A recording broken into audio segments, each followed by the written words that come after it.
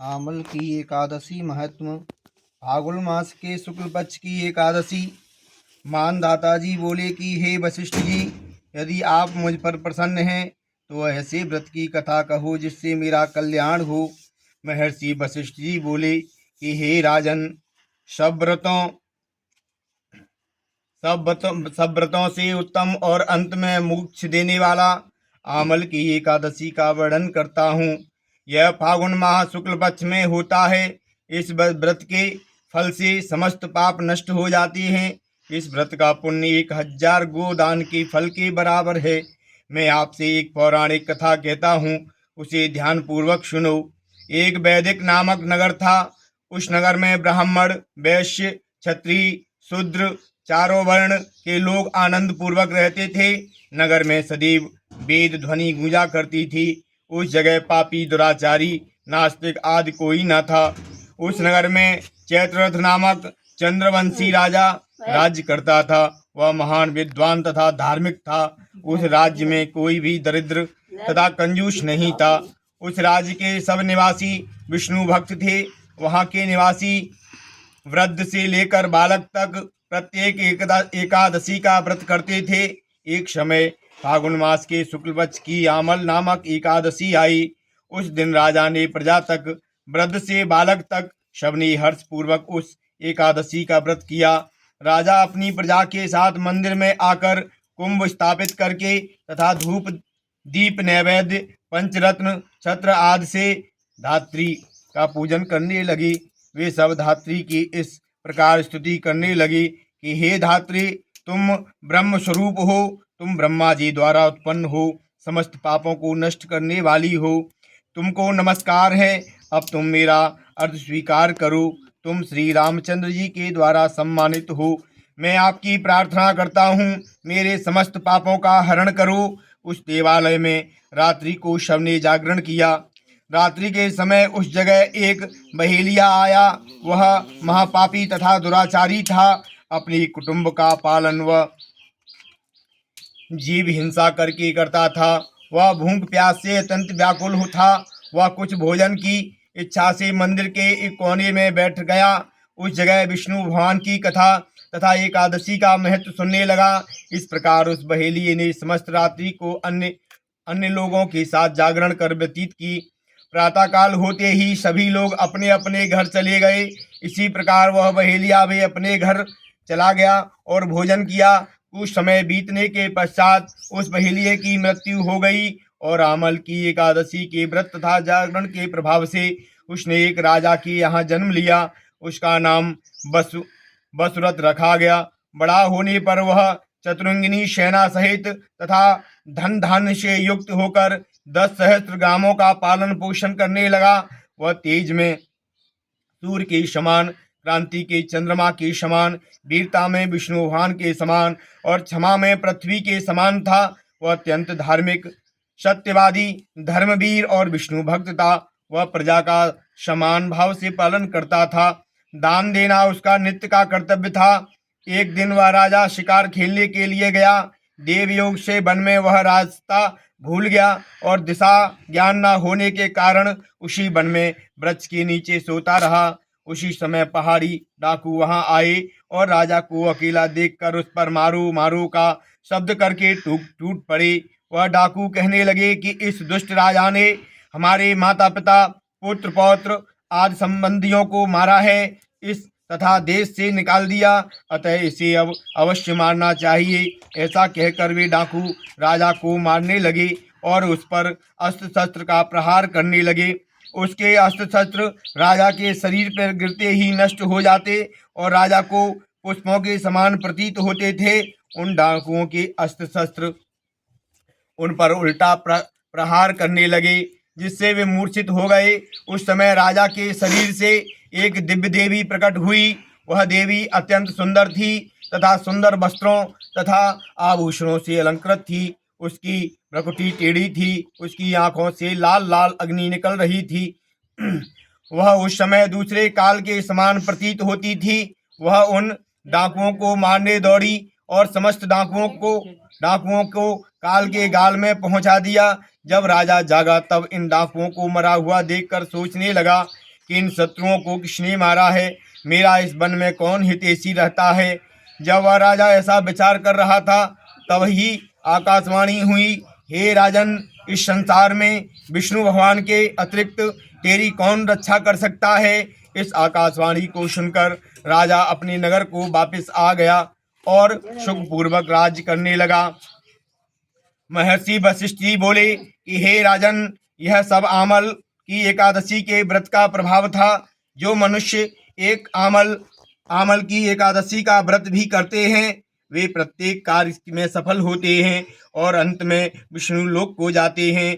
इस प्रकार महर्षि वशिष्ठ जी ने कहा, जो भी आमल की एकादशी का व्रत करता है अथवा इस कथा को सुनता है उसके समस्त पाप नष्ट हो जाते हैं और उसे प्रभु की शरण मिलती है। इस प्रकार ये कथा संपन्न होती है। श्री कृष्ण गोविंद हरे मुरारी, हे नाथ नारायण वासुदेवा। श्री कृष्ण गोविंद हरे मुरारी, हे नाथ नारायण वासुदेवा। निष्काम होकर दिन रात गाओ, निष्काम होकर दिन रात गाओ। गोविंद दामोदर माधवेति, श्री कृष्ण गोविंद हरे मुरारी, हे नाथ नारायण वासुदेवा। प्यारे जरा तो मन में विचारो, प्यारे जरा तो मन में विचारो। क्या साथ लाए और ले चलोगे, जावे यही साथ सदा पुकारो। गोविंद दामोदर माधवेति, नारी धरा धाम सुपुत्र प्यारे, नारी धरा धाम सुपुत्र प्यारे। सन्मित्र सद्बांधव द्रव्य सारे, कोई ना साथी हरि को पुकारो। गोविंद दामोदर माधवेति, नाता भला क्या जग से हमारा, नाता भला क्या जग से हमारा।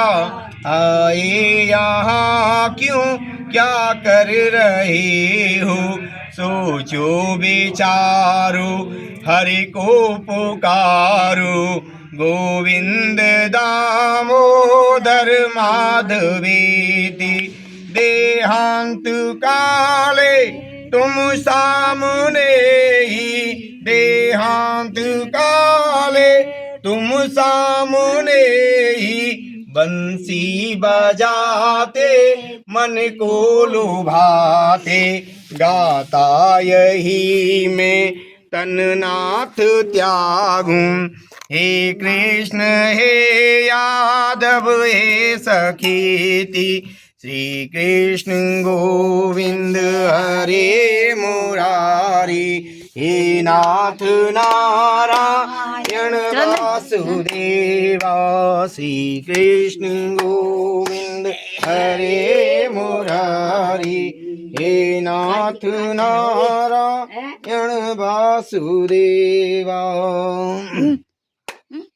मन में बसा कर तेरी मूर्ति, उतारूं मैं गिरधर तेरी आरती। मन में बसा कर तेरी मूर्ति, उतारूं मैं गिरधर तेरी आरती। उतारूं मैं गिरधर तेरी आरती। हरे करुणा करो कष्ट हरो, ज्ञान दो भगवन। भव में फंसी नाव मेरी तार दो भगवन। करुणा करो कष्ट हरो, ज्ञान दो भगवन। भव में फंसी नाव मेरी, तार दो भगवान। अरे दर्द की दवा तुम्हारे पास है, दर्द की दवा तुम्हारे पास है, जिंदगी दया की है भीख मांगती, मन में बसा कर तेरी मूर्ति, उतारूं मैं गिरधर तेरी आरती, मांगू तुझसे क्या मैं यही सोचूं भगवन, जिंदगी जब नाम तेरे कर दी अर्पण, मांगू तुझसे मैं यही सोचूं भगवन, जिंदगी जब नाम तेरे कर दी अर्पण, सब कुछ तेरा कुछ नहीं मेरा, सब कुछ तेरा कुछ नहीं मेरा, चिंता है तुझको प्रभु संसार की, मन में बसा कर तेरी मूर्ति, उतारूं मैं गिरधर तेरी आरती। अरे वेद तेरी महिमा गाए संत करे ध्यान, नारद गुणगान करे छेड़ बीड़तान, वेद तेरी महिमा गाए संत करे ध्यान, नारद गुणगान करे छेड़ बीड़तान, भक्त तेरे द्वार करते हैं पुकार, भक्त तेरे द्वार करते हैं पुकार, हम तो सभी दास तेरी गाएं आरती, मन में बसा कर तेरी मूर्ति, उतारूं मैं गिरधर तेरी आरती, उतारूं मैं भगवन तेरी आरती। बोलो एकादशी मैया की जय, आमले की काशी मैया की जय, बोलो बांके बिहारी लाल की, बोलो राधा रमण की जय, भगवान। हर हर महादेव, शिव शंभु शिव शंभु, जय जय श्री राधे कृष्ण भगवान।